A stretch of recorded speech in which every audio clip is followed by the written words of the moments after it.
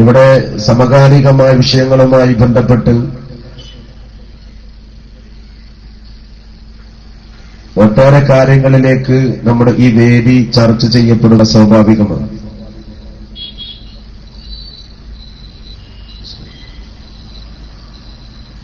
സ്വാഗത പ്രഭാഷകനും മറ്റും സൂചിപ്പിച്ചതുപോലെ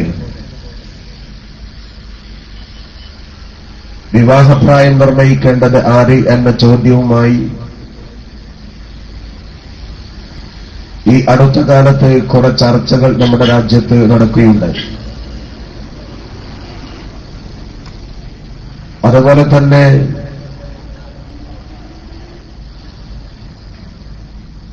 വ്യാജകേശം സമൂഹത്തിൽ വ്യാപകമായ രൂപത്തിൽ വാണിഭം നടത്തി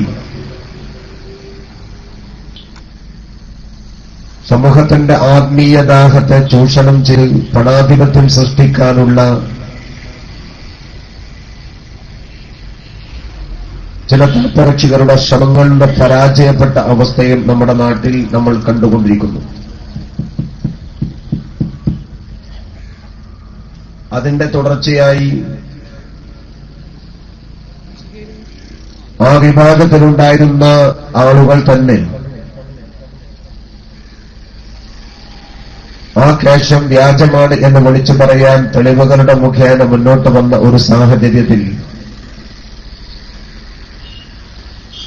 ആ വിഷയവുമായി ബന്ധപ്പെട്ടുകൊണ്ട് ധാരാളം പൊതുയോഗങ്ങൾ നമ്മുടെ നാട്ടിൽ നടന്നുകൊണ്ടിരിക്കുകയാണ്.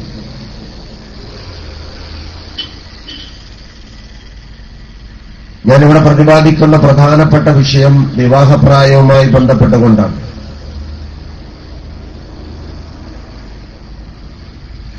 രാജ്യത്ത് ഒരുപാട് ചർച്ച നടക്കുന്നതിന്റെ കൂട്ടത്തിൽ മുസ്ലിം സമുദായത്തിലെ പെൺകുട്ടികളെ 16 വയസ്സിൽ കെട്ടിക്കാൻ വേണ്ടി മുസ്ലിം സംഘടനകൾ തീരുമാനമെടുത്തു എന്ന മട്ടിൽ വ്യാപകമായ പ്രചരണം സാമുദായിക നേതൃത്വത്തിനെതിരെ ചില തൽപരകക്ഷികൾ അടിച്ചുവിടുകയാണ്. കഴിഞ്ഞ കുറച്ച് ദിവസം മുമ്പ് കോഴിക്കോട്ട് ചേർന്ന മുസ്ലിം സംഘടനകളുടെ ഒരു യോഗം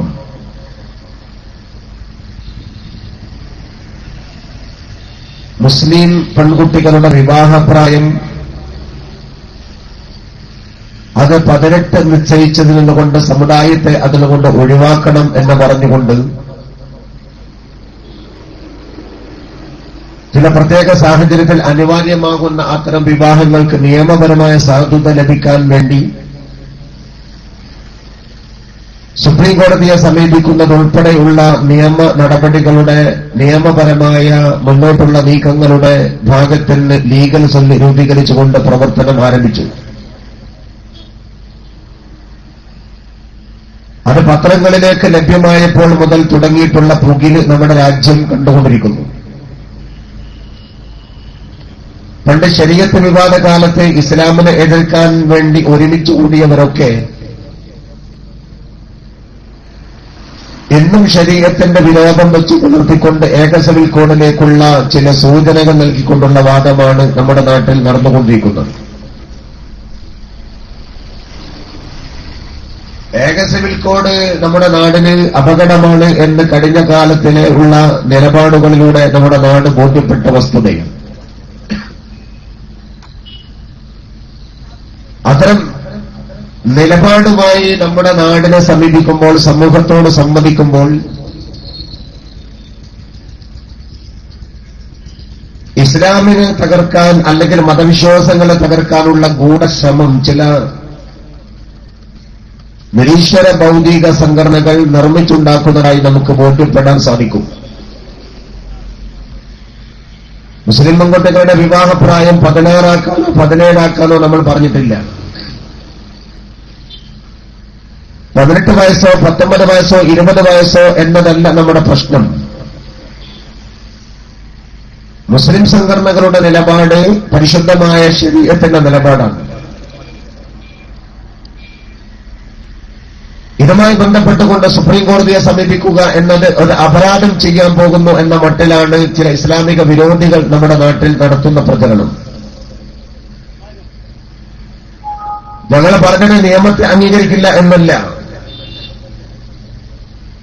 18 വയസ്സിൽ വിവാഹപ്രായമെത്തുമെന്ന് പറയുന്ന നിയമത്തെ, ആ നിയമമുണ്ടെങ്കിൽ അതിനെ അംഗീകരിക്കാൻ ഞങ്ങളും ബാധ്യസ്ഥരാണ്.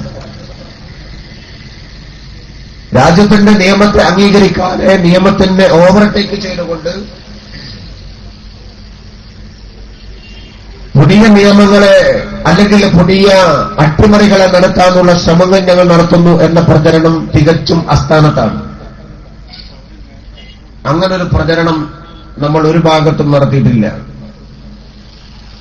സുപ്രീംകോടതിയെ സമീപിക്കുന്നു എന്ന് പറയുമ്പോഴേക്കും രാജ്യത്തിന്റെ നിയമത്തെ അട്ടിമറിക്കാൻ ശ്രമിക്കുന്നു എന്ന് അതിന് അർത്ഥമില്ല. സാമുദായിക സംവരണവുമായി ബന്ധപ്പെട്ട് രാജ്യം നിലപാടെടുക്കുമ്പോൾ സാമ്പത്തിക സംവരണവാദികൾ സുപ്രീംകോടതിയെ സമീപിക്കാറുണ്ട്. നാട്ടിലെ മാടമ്പിമാരുടെ സംവരണക്കൂട്ടങ്ങളെ ജയിച്ചെടുക്കാൻ വേണ്ടി, ക്രിമിനലുകൾ നേടിയെടുക്കാൻ വേണ്ടി സംവരണക്കൂട്ടങ്ങൾ നാടിന് വരെ സുപ്രീംകോടതിയെ സമീപിച്ചുകൊണ്ട് അവരുടെ നിലപാടുകൾ നേടിയിട്ടുമുണ്ട്, പലതും നേടാതെ പോയിട്ടുമുണ്ട്. അതിനെ ആരും വിമർശിക്കാൻ മുന്നോട്ട് വന്നിട്ടില്ല. ഞങ്ങൾ പറഞ്ഞത് സുപ്രീംകോടതിയെ സമീപിക്കുമെന്നാണ്. സുപ്രീംകോടതി എന്ന് പറഞ്ഞാൽ നമ്മുടെ രാജ്യത്തിന്റെ ഏറ്റവും പരമോന്നത നീതിപീഠമാണ്. നീതിപീഠമാണ്. എല്ലാ വശങ്ങളെയും സംബന്ധിച്ചുകൊണ്ട് പഠിച്ച് കേസിൽ കക്ഷി ചേരാനുള്ളവർക്ക് അവസരം കൊടുത്ത് വാദങ്ങളും വാദപ്രതിവാദങ്ങളും കേട്ട് എല്ലാ വസ്തുതകളെ മനസ്സിലാക്കിക്കൊണ്ട് മാത്രമാണ് സുപ്രീംകോടതി ഒരു വിധി പറയുക. ആ വിധി മുസ്ലിം സംഘടനകളുടെ ആവശ്യത്തിന് അംഗീകരിക്കുന്നുണ്ടെങ്കിൽ അത് നീതിയാണ് എന്ന് സുപ്രീംകോടതിക്ക് ബോധ്യപ്പെട്ടതുകൊണ്ട് മാത്രമാണ് സുപ്രീംകോടതി അതിനെ സമ്മതിക്കുക. അനീതിയായൊരു കാര്യമാണ് മുസ്ലിം സംഘടന ചോദിക്കുന്നത് എങ്കിൽ അത് നേടിയെടുക്കാൻ സുപ്രീംകോടതി മുശാവറ അല്ല എന്ന് പറഞ്ഞാൽ മുസ്ലിം സംഘടനയുടെ ആവശ്യം പൂർണ്ണമായും അംഗീകരിക്കാൻ മുശാവറയുടെ തീരുമാനത്തിനൊത്തല്ല സുപ്രീംകോടതി നിലപാടെടുക്കുന്നത്. സുപ്രീംകോടതി എന്ന് പറയുന്നത് രാജ്യത്തിന്റെ പരമോന്നത നീതിപീഠമാണ്. നീതി നടപ്പാക്കാനുള്ള ജഡ്ജ്മെന്റ് നടത്തുന്ന വേദിയാണ് സുപ്രീംകോടതി. ആ സുപ്രീംകോടതിക്ക് ഒരു കാര്യം ബോധ്യപ്പെട്ടാൽ ആ വിധി അംഗീകരിക്കുന്നതിൽ ആർക്കാ ഇവിടെ മടയി?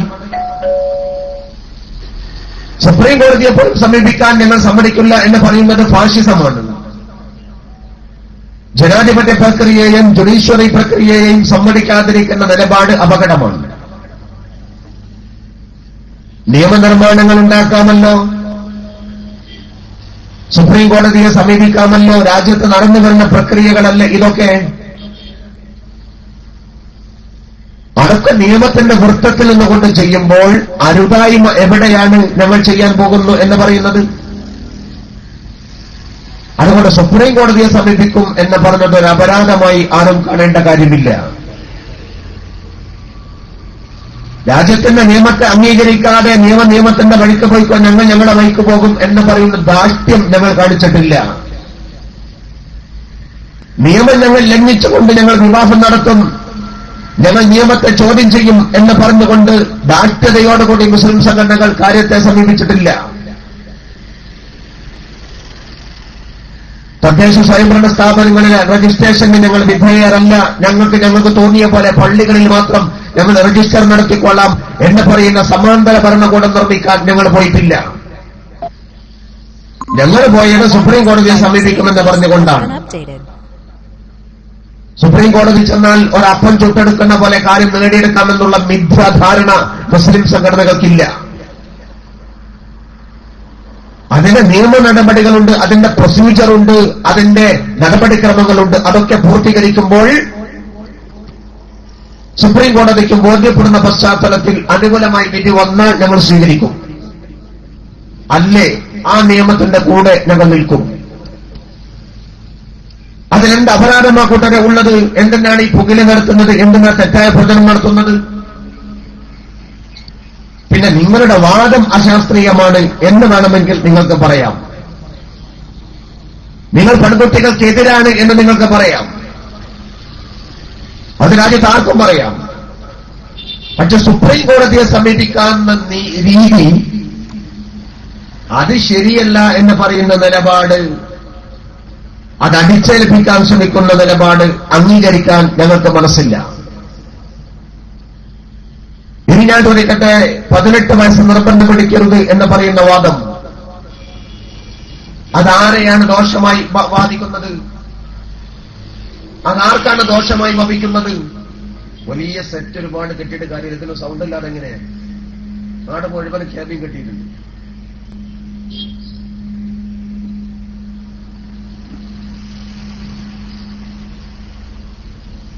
മുസ്ലിം സമുദായത്തിന്റെ ശരീഅത്ത് നിയമം നാളിതുവരെ മുസ്ലിമുകൾക്ക് അനുകൂലമായി ഭരണഘടന സമ്മതിച്ചിട്ടുള്ള ഒരു കാര്യമാണ്. ഒരു കാര്യം ഞങ്ങൾ ആദ്യമായി കൊണ്ട് തിരുത്തുന്നു. പെൺകുട്ടികളെ 18 വയസ്സിന് വിവാഹം കഴിക്കാൻ പാടുള്ളൂ. ആൺകുട്ടികളെ 21 വയസ്സിൽ മാത്രമേ വിവാഹം കഴിക്കാൻ പാടുള്ളൂ എന്ന ഒരു പൊതുവായ നിയമം നമ്മുടെ ഭരണഘടനയിൽ ഇല്ല. അങ്ങനെ നിയമമുണ്ടെന്ന് പറഞ്ഞു നടക്കുന്നവർ നിയമത്തെ അറിയാത്തവരാണ്, അല്ലെങ്കിൽ അറിഞ്ഞിട്ടും അത് മറച്ചു വെക്കുന്നവരാണ്. 18 വയസ്സ് പെൺകുട്ടികൾക്കും 21 വയസ്സ് ആൺകുട്ടികൾക്കുമാണ് വിവാഹപ്രായം എന്ന ഒരു നിയമം, ഒരു സിവിൽ കോഡ് നമ്മുടെ രാജ്യത്ത് നിലവിലില്ല. പിന്നെ എന്തുകൊണ്ട് ഈ വാദം വരുന്നു? അതിന്റെ പ്രധാന കാരണം ബ്രിട്ടീഷ് ഗവൺമെന്റിന്റെ കാലഘട്ടം മുതൽ നമ്മുടെ നാട്ടിൽ പറഞ്ഞു പോരുന്ന ഒരു ഭരണ നിയമമുണ്ട്. ശൈശവ വിവാഹം പാടില്ല. ശൈശവ വിവാഹം പാടില്ല എന്ന് പറയുമ്പോൾ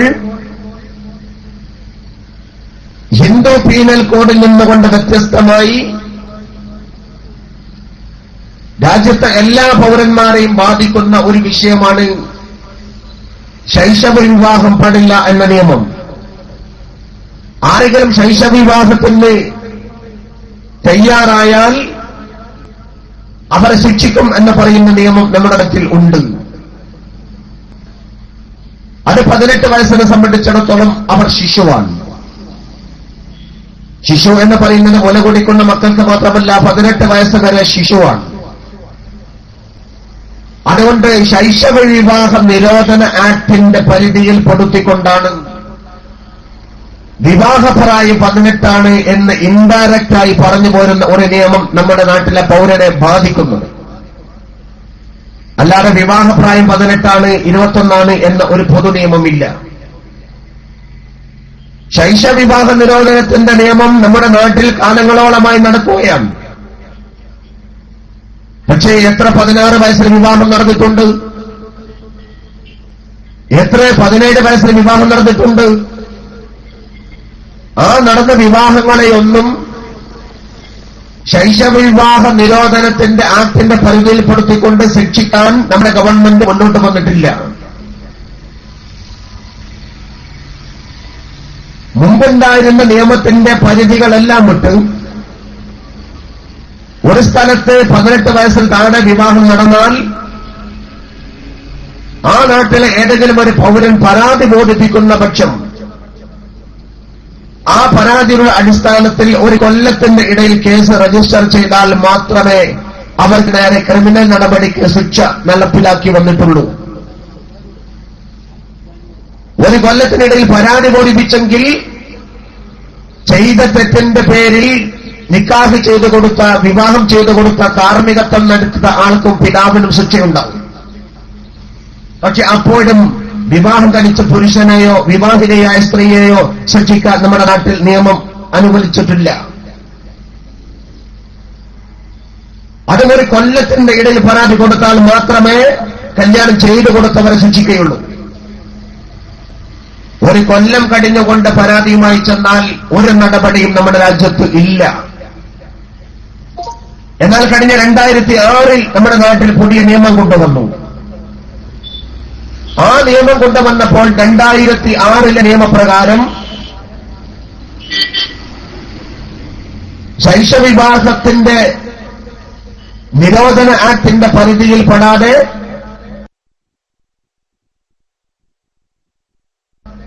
18 വയസ്സോ ആ പരാതി പ്രകാരം ഒരു കൊല്ലത്തിന്റെ ഉള്ളിലല്ല ഒരു കൊല്ലത്തിന്റെ പുറത്തും ശിക്ഷിക്കാൻ വേണ്ടി നമ്മുടെ രാജ്യത്ത് നിയമം 2006 പുനരാവിഷ്കരിച്ചു.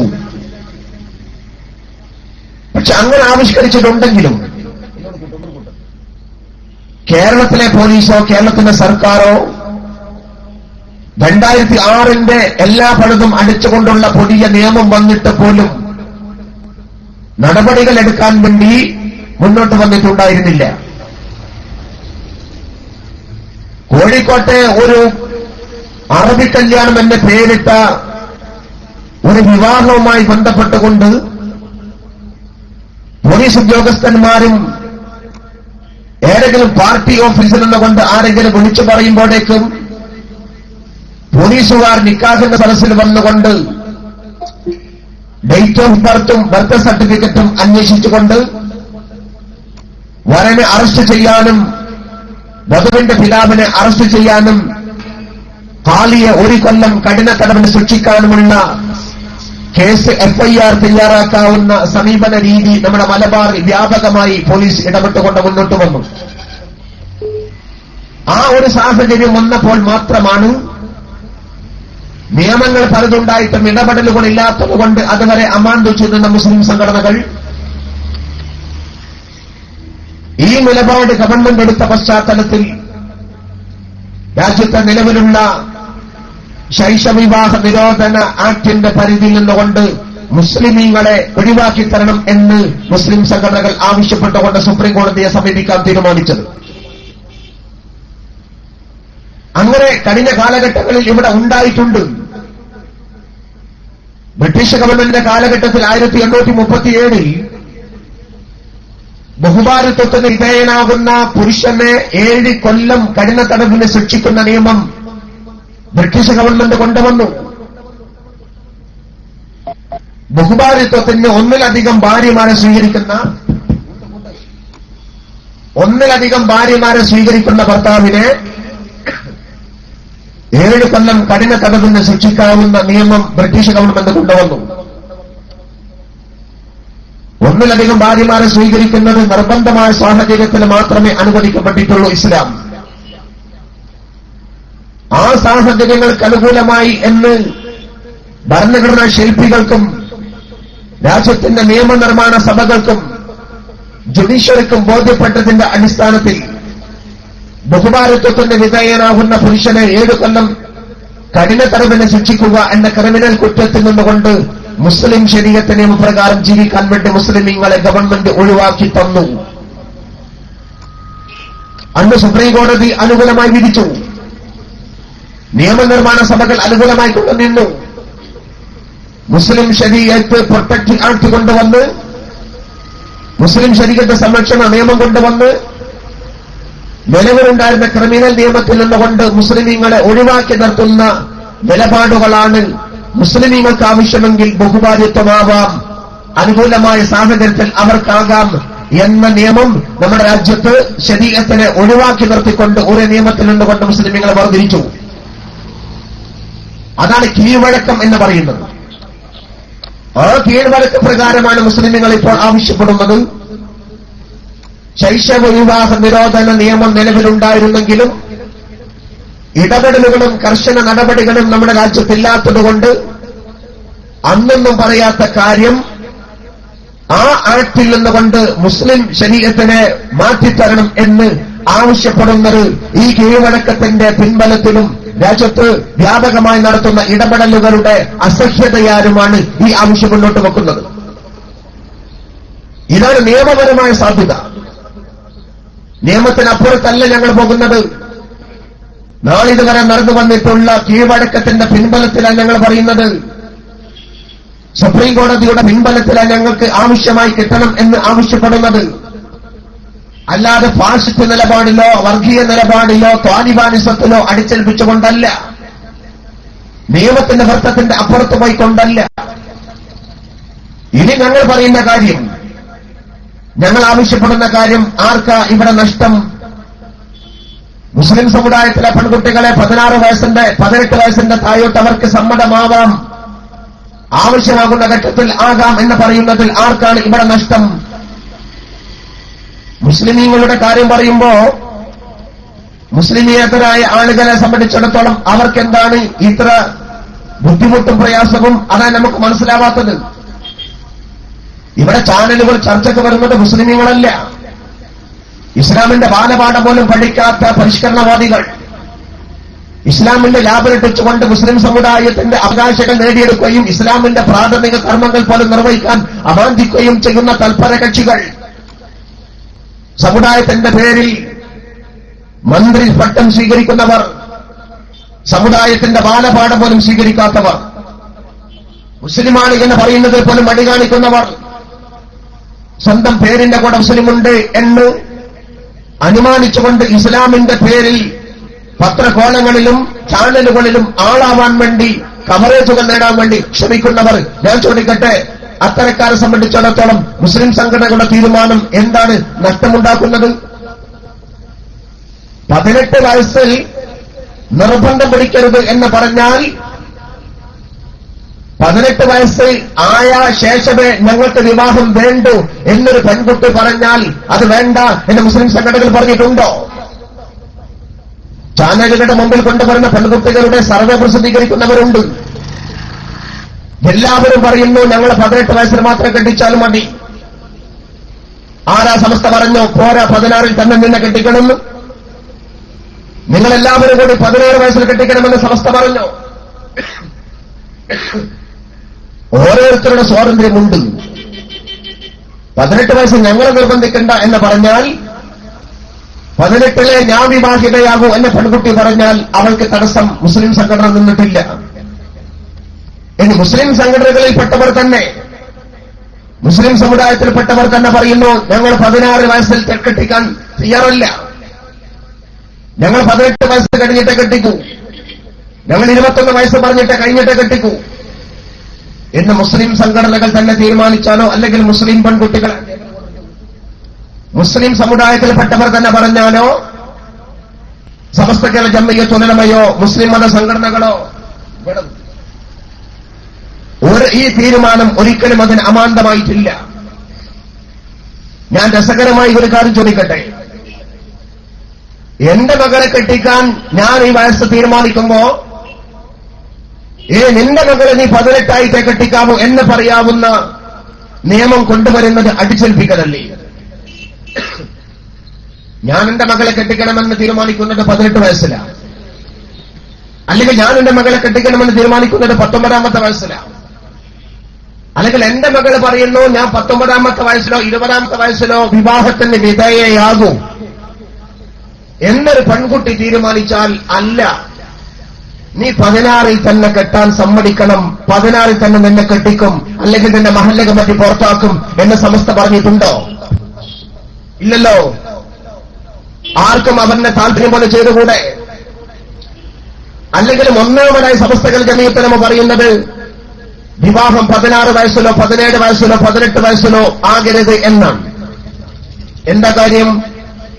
ഒരു പെൺകുട്ടിയുടെ പക്വത തീരുമാനിക്കുന്നത് വയസ്സിന്റെ മാത്രമല്ല, അവരുടെ വിദ്യാഭ്യാസം അവരുടെ ജീവിതത്തിന്റെ പ്രധാന പ്രശ്നമാണ്. വിദ്യാഭ്യാസം നടത്തുമ്പോ വിവാഹം ഒരു പെൺകുട്ടിക്ക് തടസ്സമാകുന്ന പശ്ചാത്തലത്തിൽ അവിടെ വിവാഹം മാറ്റിവെക്കണമെന്ന് സമസ്ത പറയുന്നു. അതെവിടെ പറഞ്ഞു എന്നാ ചോദ്യം. എടോ, സമസ്ത പറയുന്നത് കേവലം പത്രദ്വാരകളിൽ മാത്രമല്ല, പ്രവൃത്തിപരത്തിൽ അതാ പറഞ്ഞത്. പ്രവൃത്തിപരത്തിൽ സമസ്ത അതാ പറഞ്ഞത്. Pattikkad ME engineering college, ME engineering കോളേജിൽ ഒരു കുട്ടിക്ക് സീറ്റ് കിട്ടണമെന്നുണ്ടെങ്കിൽ ആ കുട്ടി അതിന്റെ പിതാവ് ഗവൺമെന്റ് അംഗീകൃത ഫീസ് കൊടുക്കണം. എത്ര? 1000 ഉറുപ്പിക കൊടുത്തെങ്കിൽ അവിടെ അഡ്മിഷൻ ഫീസ് കിട്ടും. എന്നാൽ അത്തരം പാവപ്പെട്ട പെൺകുട്ടികളുണ്ടെങ്കിൽ അവരെ ഹോസ്റ്റൽ ഫീസ് പോലും വാങ്ങാതെ ഈ സമുദായം പിരിവെടുത്തുകൊണ്ട് പല പെൺകുട്ടികളെയും ME എഞ്ചിനീയറിംഗ് കോളേജിൽ പഠിപ്പിച്ചുകൊണ്ടിരിക്കുന്നു. പണപ്പിരിവ് നടത്തിയിട്ട് ലക്ഷക്കണക്കിന് രൂപ ചെലവഴിച്ചുകൊണ്ടാണ് ഞങ്ങളവിടെ മാനേജ്മെന്റ് സൗകര്യമൊരുക്കിയത്. എല്ലാ സൗകര്യങ്ങളോടും കൂടി ഹോസ്റ്റൽ സംവിധാനം, ലൈബ്രറി സംവിധാനം, ക്യാന്റീൻ സംവിധാനം, ക്ലാസ് റൂം സംവിധാനം, എല്ലാ സംവിധാനവും ഒരുക്കിയത് കോടികൾ മുടക്കിക്കൊണ്ടാണ്. കോടി മുടക്കാൻ ഭൂരിപക്ഷം അവിടെ പഠിക്കുന്നത് മുസ്ലിം പെൺകുട്ടികളാണ്.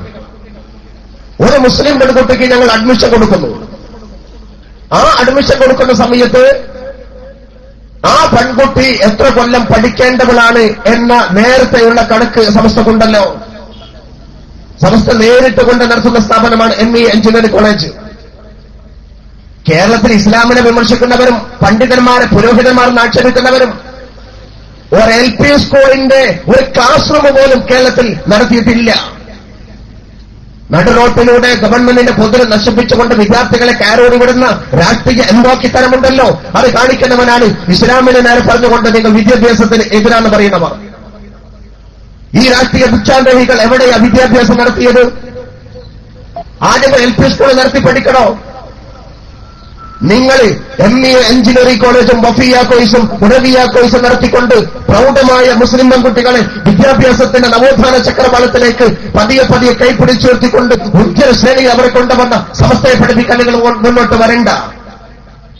വിദ്യാഭ്യാസം എന്തെന്ന് സമുദായത്തെ പഠിപ്പിച്ചു കൊടുത്തവരാ സമസ്ത.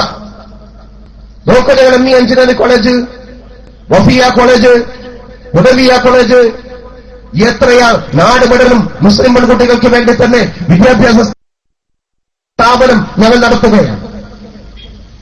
ഒരു കുട്ടി SSLC കഴിഞ്ഞ് +2 കഴിഞ്ഞ് എഞ്ചിനീയറിംഗിന് ചേരാൻ വേണ്ടി ആ പെൺകുട്ടി വന്നാൽ ചുരുങ്ങിയ പക്ഷം ആ പെൺകുട്ടിക്ക് 4-5 കൊല്ലത്തെ കോഴ്സ് അവിടെ ഉണ്ടാകും. 17 വയസ്സ് കഴിയണ്ടേ +2 കഴിയാൻ? +2 കഴിയുമ്പോഴേക്കും സാധാരണഗതിയിൽ 17 വയസ്സ് കഴിയും. 17ാം വയസ്സിൽ അവളെ എഞ്ചിനീയറിംഗ് അഡ്മിഷൻ കൊടുത്താൽ 4 കൊല്ലം വീണ്ടും അവൾ അവിടെ പഠിക്കണം. കൊല്ലം എത്രയായി? 17 + 4 21 വയസ്സ് കഴിയണം. 21 വയസ്സ് കഴിയുമ്പോൾ മാത്രമേ ഒരു പെൺകുട്ടിയുടെ എഞ്ചിനീയറിംഗ് കോഴ്സ് പൂർത്തിയാവുകയുള്ളൂ. വഫിയ കോഴ്സ് കഴിയണമെന്നുണ്ടെങ്കിൽ 19 വയസ്സ് പൂർത്തിയാകണം. ഉദവിയ കോഴ്സ് പൂർത്തിയാകണമെന്നുണ്ടെങ്കിൽ 20 വയസ്സ് പൂർത്തിയാകണം. ആ വയസ്സ് പൂർത്തിയാകുമ്പോൾ മാത്രമേ അവരുടെ കോഴ്സ് പൂർത്തീകരിക്കാൻ സാധിക്കൂ. ഉദവിയ കോഴ്സെന്നും വഫിയ കോഴ്സെന്നും എഞ്ചിനീയറിംഗ് കോഴ്സെന്നും ഒക്കെ നാട് മുഴുവൻ കോളേജുകൾ ഉണ്ടാക്കി കുട്ടികളുടെ ഫീസ് വാങ്ങി കുട്ടികൾക്ക് ഡൊണേഷൻ വാങ്ങാതെ കുട്ടികൾക്ക് സൗജന്യമായി ഹോസ്റ്റൽ സംവിധാനം കൊടുത്ത് അവർക്ക് ഭക്ഷണം കൊടുത്ത് അവർക്ക് പഠനോപകരണം കൊടുത്ത് അധ്യാപകർക്ക് ശമ്പളം കൊടുത്ത് സമസ്ത സ്ഥാപനം നടത്തുമ്പോ എന്നിട്ട് പറയാം നിങ്ങളെ 17 തന്നെ കെട്ടിക്കും. നാരായണത്ത് ഭ്രാന്തന്റെ പണി സമസ്ത ചെയ്യോ? ഞങ്ങൾ ഇങ്ങനെ ലക്ഷങ്ങൾ മുടക്കി സ്ഥാപനം നടത്തുക, എന്നിട്ട് 16ാമത്തെ വയസ്സിൽ കുട്ടികളെ കെട്ടിക്കുക. അപ്പൊ സ്കൂളിന്റെ പഠനം, എഞ്ചിനീയറിംഗ് കോളേജിൽ പഠിക്കുന്ന വിദ്യാർത്ഥിയുടെ പഠനം വഴിയിൽ വെച്ചുകൊണ്ട് തടയപ്പെടില്ലേ? അത് പാടില്ല. വിവാഹം വിദ്യാഭ്യാസത്തിന് തടസ്സം നിൽക്കുന്ന പശ്ചാത്തലമെങ്കിൽ അവിടെ വിവാഹം തൽക്കാലത്തേക്ക് മാറ്റിവെച്ച് കോഴ്സ് പൂർത്തിയാക്കണം എന്ന് പ്രവൃത്തി പദത്തിൽ പഠിപ്പിച്ചു കൊടുത്ത സംഘടനയാണ് സമസ്ത. അതാണ് ഞങ്ങളുടെ നിലപാട്, അല്ലേ? അതുകൊണ്ട് തന്നെ ഇവരൊക്കെ 18, 19, 20, 21, 22 കെട്ടിച്ചാൽ മതി. വിദ്യാഭ്യാസത്തിന് വിവാഹം തടസ്സമാകാൻ പാടില്ല. എന്നാൽ ഏതെങ്കിലും പശ്ചാത്തലത്തിൽ ഒരു പെൺകുട്ടിയുടെ ചാരിത്രം സൂക്ഷിക്കാൻ വ്യഭിചാരത്തിലേക്ക് പോകുന്ന സാഹചര്യമുണ്ടായാൽ അവിടെ വിവാഹം കൊണ്ട് മാത്രമേ അവിടെ ചാരിത്രത്തെ സംരക്ഷിക്കാൻ സാധിക്കൂ എന്ന് വന്നാൽ, ഏതെങ്കിലും പെൺകുട്ടികൾക്ക് അവരുടെ അഭിമാനം സംരക്ഷിക്കാൻ വ്യഭിചാരത്തിലേക്ക് പോകുന്ന ഘട്ടത്തിൽ അത് തടയാൻ, വ്യഭിചാരത്തിലേക്ക് അടുക്കുന്ന മേഖല പോലും പാടില്ല എന്ന് പഠിപ്പിച്ച ഖുർആന്റെ അനുയായികൾക്ക് വ്യഭിചാരത്തെ തടയാനുള്ള ബാധ്യതയുണ്ട്. അങ്ങനെ വ്യഭിചാരം കടന്നു വരുന്ന വഴി വന്നാൽ അവളുടെ ചാരിത്രത്തിന്റെ സംരക്ഷണത്തിന് വേണ്ടി വിവാഹം മാത്രമാണ് കരണീയമായ മാർഗം എന്ന് ബന്ധപ്പെട്ട പിതാക്കന്മാർക്കും ബന്ധപ്പെട്ട നാട്ടുകാർക്കും ബോധ്യപ്പെടുന്ന പശ്ചാത്തലത്തിൽ അവിടെ വിവാഹം കഴിക്കാൻ അനിവാര്യമായി വരും. അങ്ങനെ വരുന്നിടത്ത് വിദ്യാഭ്യാസം തടസ്സം ആയെങ്കിൽ അവിടെ വിദ്യാഭ്യാസത്തെ മാറ്റിവെച്ച് അവിടെ ചാരിത്രത്തെ പ്രൊട്ടക്ട് ചെയ്യണം എന്ന് സമസ്ത പഠിപ്പിക്കുന്നു. അവിടെ വിദ്യാഭ്യാസത്തെക്കാൾ വലുത് അവരുടെ ചാരിത്രമാണ്. അപൂർവമായിരിക്കാം ആ കേസ്. അത്തരം പശ്ചാത്തലം വന്നാൽ അവിടെ വിദ്യാഭ്യാസം നടന്നിട്ടില്ലെങ്കിലും കുഴപ്പമില്ല, അവിടെ ചാരിത്രത്തെ സംരക്ഷിക്കണം, അവൾ വ്യഭിചാരത്തിലേക്ക് പോകാൻ പാടില്ല എന്ന് സമസ്ത നിലപാടെടുത്തതാണ്. 18 വയസ്സിന്റെ നിർബന്ധം അവർക്ക് പിടിക്കല്ലേ എന്ന് പറയുന്നു. ഇതിലെന്താണോ അമാന്തം? ഇതിലെന്താണോ അശാസ്ത്രീയത? ഇതിലെന്താണോ അപക്വത? ഇതിലെന്താണോ കാടത്തം? ഇതല്ലേ മനുഷ്യത്വം? ഇതിനെന്തിനാ ഇത്ര പുകിൽ നൽകേണ്ട കാര്യം? അത് ഞങ്ങൾ പറയുമ്പോൾ ഞങ്ങളുടെ കുട്ടികളെ ഞങ്ങൾ 20ാമത്തെ വയസ്സിലെ കെട്ടിക്കുന്ന പറഞ്ഞാൽ ആരാ സമസ്ത തടസ്സം സൃഷ്ടിക്കോ? എല്ലാവരുടേതും കൂടി നീ തീരുമാനിക്കണ്ട. നിന്റെ കുട്ടിയെ കെട്ടിക്കാനുള്ള നിലക്കുള്ള അധികാരം സമസ്ത തടഞ്ഞിട്ടില്ല. അത് മുസ്ലിം പേര് സ്വീകരിച്ച MN കാരശ്ശേരി ആയാലും ഹമീദ് ചേന്നമംഗലൂരായാലും PK ഫിറോസ് ആയാലും ഇനി അഷ്റഫ് അലി ആയാലും താങ്കളുടെ പങ്ങന്മാരെയും താങ്കളുടെ മക്കളെയും കെട്ടിക്കൊണ്ടതിന് സമസ്ത എതിര് നിന്നിട്ടില്ല. നിങ്ങൾക്ക് എപ്പോൾ വേണമെങ്കിലും നിങ്ങളുടെ വിവാഹം നടത്താം. നിങ്ങളുടെ വിവാഹത്തിൽ ഒരിക്കലും സമസ്ത തടസ്സമായിട്ടില്ല. പിന്നെന്തിനാണ് ഈ രൂപത്തിൽ മുസ്ലിം സമുദായത്തിന്മേരെ ആക്ഷേപം നടത്തേണ്ട കാര്യം? അതുകൊണ്ട് തന്നെ പ്രിയപ്പെട്ടവരെ, പഠിക്കണം എന്താ സമസ്ത പറഞ്ഞത് എന്ന്. മുസ്ലിം പണ്ഡിതന്മാരെ വിമർശിക്കുന്നതിന് മുന്നേ, പണ്ഡിതന്മാരെ ആക്ഷേപിക്കുന്നതിന് മുന്നേ എന്താണ് ഇതിന്റെ വിഷയാധിഷ്ഠിതമായ വിഷയം എന്ന് പഠിക്കണം. ഈ കേരള ശബ്ദം എന്ന് പറയുന്ന ലക്കം, കേരള ശബ്ദം എന്ന് പറയുന്ന വാരിക ഇടതുപക്ഷത്തിന്റെ സഹയാത്രിക പത്രമാണല്ലോ. ആ പത്രത്തിൽ ഡോക്ടർ അശോക് എന്ന് പറയുന്ന അമുസ്ലിമായ ഒരു ഡോക്ടർ ഒരു ലേഖനം എഴുതി. എന്താ അദ്ദേഹം പറഞ്ഞത്? ഡോക്ടർ അശോക് പറയുന്നു, മുസ്ലിം സമുദായത്തിലെ പണ്ഡിതന്മാർ തലേക്കെട്ട് കെട്ടിയവരും താടി വെച്ചവരും നിസ്കാര തടമ്പുള്ളവരും ഒരു വിഷയം പറയുമ്പോഴേക്കും അവരുടെ നേരെ കുതിര കയറണ്ട. അവർ പറഞ്ഞതിലെ കാര്യം എന്താണെന്ന് വിലയിരുത്താൻ നമ്മൾ തയ്യാറാവണം. അത് കേൾക്കാനെങ്കിലും നമ്മൾ സന്മനസ് കാണിക്കണ്ടേ? അത് കാണിക്കാതെ എന്തിനു നേരെയാണ് അവർക്കെതിരെ കുതിര കയറുന്നത്? അദ്ദേഹം പറയുന്ന വിവാഹപ്രായം 18 താഴെ നിർബന്ധമായി കൊണ്ട് പെൺകുട്ടികളെ കെട്ടിക്കണമെന്ന് അവർ പറഞ്ഞിട്ടില്ലല്ലോ.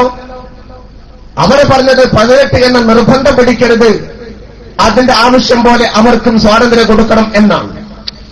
എന്നാൽ മുസ്ലിം സമുദായമാണ് ശൈശവ വിവാഹം തീരെ കുറഞ്ഞ മതവിഭാഗം ഇന്ത്യ രാജ്യത്ത്. ശൈശവ വിവാഹം 18 വയസ്സിൽ താഴെ വിവാഹം നടക്കുന്നത് തീരെ കുറഞ്ഞിട്ടുള്ള വിഭാഗം മുസ്ലിം സമുദായമാണ് എന്ന് ഡോക്ടർ അശോക് ഈ ലക്കം കേരള ശബ്ദത്തിൽ തുറന്നെഴുതുന്നു. അതേപോലെ തന്നെ പ്രഗത്ഭയായ ജെറി ജെമി എന്ന് പറയുന്ന പത്രപ്രവർത്തക, ദളിത് രാഷ്ട്രീയത്തിന്റെ പോർക്കളത്തിലെ തീപ്പന്തമായി മാറിയ ആ പത്രപ്രവർത്തക, അവർ പറയുന്നു, എന്റെ സമുദായമാകുന്ന ദളിത് വിഭാഗമാണ്, എന്റെ സമൂഹമായ ഹൈന്ദവ സമൂഹമാണ് ഇന്ത്യ രാജ്യത്ത് ഏറ്റവും കൂടുതൽ ശൈശവ വിവാഹത്തിന് മുന്നോട്ട് വരുന്നവർ മുസ്ലിമീങ്ങളല്ല. പക്ഷെ മുസ്ലിമീങ്ങൾ ഒരു കാര്യം പറയുന്നത്, അവരുടെ മതത്തിന്റെ കാര്യത്തിൽ അവർക്ക് കണിശതയുണ്ട്. മതത്തിന്റെ വിഷയത്തിൽ അവർക്ക് കണിശതയുണ്ട്. ഉഭയകക്ഷി സമ്മതത്തോടുകൂടി കല്യാണം കഴിക്കുന്നതിന് മുന്നേ ആണും പെണ്ണും ശാരീരികമായിരിക്കുന്ന ബന്ധം പുലർത്തിയാൽ അത് അരുതായ്മയല്ല എന്ന് വിശ്വസിക്കുന്ന രാജ്യത്തിന്റെ പരിഷ്കരണവാദികളുടെ മുമ്പിൽ ഭാര്യ ഭർത്താവാകുന്നതിന് മുന്നേ ആണും പെണ്ണും സമ്മതിച്ചുകൊണ്ടാണെങ്കിൽ പോലും പരസ്പരം നോക്കുന്നത് പോലും കുറ്റകരമാണ് എന്ന് പഠിപ്പിക്കുന്ന ഒരു മതത്തിന്റെ അനുയായികൾക്ക് ചില വിഷയങ്ങളെ സംബന്ധിച്ചിടത്തോളം കണിശത പറയുക സ്വാഭാവികമാണ്. ഉഭയകക്ഷി സമ്മതത്തോടുകൂടി ആണും പെണ്ണും ബന്ധപ്പെട്ടുന്നത് പ്രശ്നമേ അല്ല എന്ന് പറയുന്നവർക്ക് വ്യഭിചാരം കടന്നു വരുന്ന വഴിയെ തടയാൻ ഒരുപക്ഷെ താല്പര്യമുണ്ടാവില്ല. അവിടെ ചാരിത്രം എന്ന് പറയുന്നത് പെണ്ണിന്റെ സമ്മതത്തോടുകൂടി ആണ് പെണ്ണിന്റെ ദേഹത്ത് കൈവച്ചാൽ ചാരിത്രം നഷ്ടപ്പെടില്ല എന്ന വിശ്വാസം പരിഷ്കരണവാദികൾക്കുണ്ടായേക്കാം. പക്ഷേ ഇസ്ലാമിനെ സംബന്ധിച്ചിടത്തോളം പെണ്ണിന്റെ സമ്മതത്തോടുകൂടിയാണെങ്കിൽ പോലും വ്യഭിചാരത്തിലേക്കുള്ള പ്രയാണമാണ്, അതിനെ നശിപ്പിക്കണമെന്ന് പഠിപ്പിക്കുന്ന മതവിശ്വാസികൾക്ക് ആ വ്യഭിചാരം കടന്നുവരുന്ന വഴിയെ തടയാൻ നിയമങ്ങളും അതിന്റെ ആവശ്യമായ പ്രൊട്ടക്റ്റും ചെയ്യേണ്ടത് അനിവാര്യമാണ്. സ്വാഭാവികമല്ലേ ചില ആളുകളെ സംബന്ധിച്ചിടത്തോളം ഈ വിവാഹമായി തീരില്ലേ? ഞാൻ ലളിമയോടൊരു കാര്യം ചോദിക്കട്ടെ. ബഹുഭാര്യത്വത്തെ സമ്മതിക്കുന്നില്ല ഇസ്ലാം മതം. ബഹുഭാര്യത്വത്തെ സമ്മതിക്കുന്നുണ്ട് ഇസ്ലാം മതം. സ്ത്രീകളെ സംബന്ധിച്ചിടത്തോളം ഒരുപക്ഷെ അവർ ബഹുഭാര്യത്വത്തെ സമ്മതിച്ചു കൊള്ളണം എന്നില്ല. സ്ത്രീകളെ ബഹുഭാര്യത്വത്തെ സമ്മതിക്കുന്നില്ല എന്ന് വിചാരിച്ച് അപൂർവങ്ങളിൽ അപൂർവമായ ഏതെങ്കിലും ചില ആളുകൾക്ക് ബഹുഭാര്യത്വമാകാം എന്ന് പറയുന്ന അനുവദിക്കപ്പെട്ട മാർഗം ഇസ്ലാം സമ്മതിച്ചു കൊടുക്കുമ്പോ മുസ്ലിം സ്ത്രീകൾക്ക് പോലും ബഹുഭാര്യത്വം ഇഷ്ടമല്ല, അതുകൊണ്ട് ഇവിടെ നിയമം വേണ്ട എന്ന് പറയുന്നത് പോലെ അല്ലേ 18 വയസ്സ് നിർബന്ധം പിടിക്കരുത് എന്ന് പറയുമ്പോ എന്നെ 18 വയസ്സായാൽ വിവാഹം ചെയ്താൽ മതി എന്ന് പെൺകുട്ടികൾ പറയുന്നതിനെ മുഖവിലക്കെടുത്തുകൊണ്ട് ഇതാ കണ്ടോ കണക്കെടുപ്പ് എന്ന് പറയുന്ന MES-കാരന്റെ കണക്ക്, അതിനെ പൊക്കിപ്പിടിക്കുന്നവരുടെ കണക്ക്, ആ കണക്ക് ഉദ്ധരിച്ചുകൊണ്ട് മുസ്ലിം സമുദായത്തിലെ പെൺകുട്ടികൾ പോലും മുസ്ലിം മതപണ്ഡിതന്മാരുടെ നിയമത്തിന്റെ തീരുമാനത്തിന്റെ കൂടെയില്ല എന്ന് പറഞ്ഞ് ആക്ഷേപിക്കുന്നത് അപഹാസ്യമാണ് എന്നെ സൂചിപ്പിക്കേണ്ടതുള്ളൂ. പെൺകുട്ടികൾ സമ്മതിക്കുന്നില്ലേ എന്നതല്ല പ്രശ്നം. 90% പെൺകുട്ടികളും 18 വയസ്സിന് മാത്രം വിവാഹം മതി എന്ന് പറഞ്ഞാൽ 10% പെൺകുട്ടികൾക്ക് അനിവാര്യമായ ചില സാഹചര്യത്തിൽ അവരുടെ പിതാവിന്റെ കൂടെ നിർബന്ധത്തിന് വഴങ്ങി 18 വയസ്സിന്റെ താഴെ വിവാഹം വേണമെന്നുണ്ടെങ്കിൽ അവർക്കും കൂടി വിവാഹം കഴിച്ച് ജീവിതത്തിലേക്ക് കടന്നു വരാനുള്ള വഴി ഒരുക്കി കൊടുക്കണമെന്ന് സമസ്ത പറയുമ്പോ 18 വയസ്സിൽ മാത്രം മതി എന്ന് പറയുന്നവരെ കൂടി പരിഗണിക്കുമ്പോ സമസ്ത 100% സഹോദരിമാരുടെയും കൂടെ നിൽക്കുകയാണ്. ആളുകളും വിമർശകരും ഒരുപക്ഷെ 90% ആളുകളുടെ കൂടെയായിരിക്കാം. സമസ്ത 90%ത്തെയും അവഗണിക്കാതെ 90%ത്തെയും പരിഗണിച്ചുകൊണ്ട് തന്നെ 10% കൂടി ജീവിതം കൊടുക്കാവുന്ന മേഖല പറയുമ്പോ സമസ്ത 90% ജനങ്ങളുടെ പ്രശ്നങ്ങളെ പരിഹരിക്കുകയാണ്. അല്ലാതെ 90-ന്റേത് മാത്രം പരിഹരിച്ചാൽ പോരാ, 90%കാരുടേത് മാത്രം പരിഗണിച്ചാൽ പോരാ. ഞങ്ങൾ പറയുന്നത് 90%-നും എതിരല്ല എങ്കിൽ, നിങ്ങൾ പറയുന്നത് 10%-ന് എതിരാണെങ്കിൽ, ഞങ്ങളുടെ വാദം 10%-ത്തെയും 90%-ത്തെയും പരിഗണിച്ചുകൊണ്ട് നടത്തുമ്പോ 100%-ന്റെ കൂടെ സമസ്ത നിൽക്കുന്നു എന്നതാണ് സമസ്തയുടെ പ്രായോഗികപരമായ ശാസ്ത്രീയപരമായ പക്വമായിരിക്കുന്ന തീരുമാനം എന്ന് മനസ്സിലാക്കാൻ സാധിക്കണ്ടേ. ഇൻഷാ അല്ലാഹ് ഇതുമായി ബന്ധപ്പെട്ടുകൊണ്ട് തന്നെ മഗ്‌രിബ് നമസ്കാരത്തിന്റെ ശേഷം നമുക്ക് ചില കാര്യങ്ങൾ കൂടി പറയേണ്ടതുണ്ട്. അതുകൊണ്ട് നിസ്കാരത്തിന് ശേഷം നിങ്ങളിവിടെ നേരത്തെ എത്തിച്ചേരണമെന്ന് സാന്ദർഭികമായിക്കൊണ്ട് ഞാൻ സൂചിപ്പിക്കുകയാണ്. സമസ്തകൾ ജംഇയ്യത്തുൽ ഉലമയുടെ പല വിഷയങ്ങളെ സംബന്ധിച്ചിടത്തോളവും വിശദീകരിക്കപ്പെടേണ്ടതുള്ളതിനാൽ ബഹുമാനപ്പെട്ട ഹമീദ് ഫൈലിയും മറ്റുമെല്ലാം കൃത്യസമയത്ത് എത്തിച്ചേരുമെന്നത് നിസ്കാരം കഴിഞ്ഞ ഉടനെ നമ്മുടെ ഈ പരിപാടി തുടരണം. നിങ്ങളെല്ലാവരും എത്തിച്ചേരണമെന്ന് പറഞ്ഞുകൊണ്ട് താൽക്കാലികമായി ഞാൻ നിർത്തുന്നു. അസ്സലാമു അലൈക്കും വറഹ്മത്തുള്ളാഹി വബറകാതുഹു.